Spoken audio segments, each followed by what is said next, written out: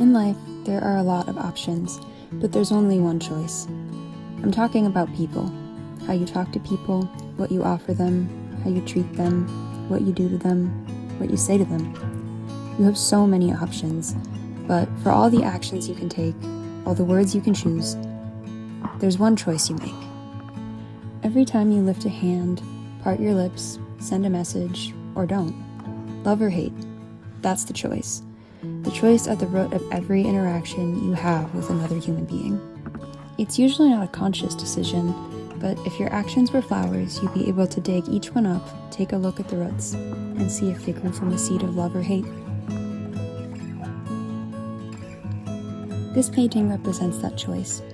I dreamt it up one day when I was thinking about my own words. I was replaying something I'd said to a friend, something that wasn't sitting well with me in retrospect. But I couldn't put my finger on why, couldn't discern whether there was actually anything wrong with what I said, and certainly couldn't understand why a relatively benign statement that probably hadn't had any effect on my friend was still rattling around in my mind. I almost called her to apologize, solely because I knew she'd point out that I was overthinking things and there was nothing to be sorry for, and that reaction would bring me peace of mind. But I didn't really want peace of mind. It did sound a bit appealing, but really what I wanted was to understand what it was that was tugging at my conscience. I thought about what I'd said. I asked myself if I'd said what I said intending to hurt my friend, and thought, no, of course not. But then I heard the Holy Spirit ask me if I'd said what I said out of love for my friend, and I felt my shoulders droop.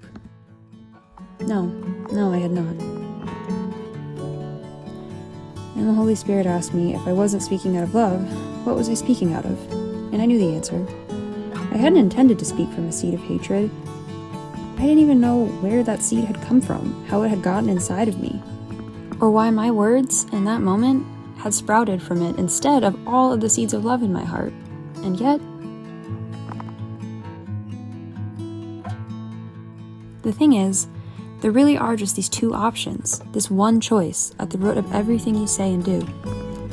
A woman holding a gun in one hand and a flower in the other, asking you which one you'd like to pick up. That's the painting, that's the choice, and that choice is everything.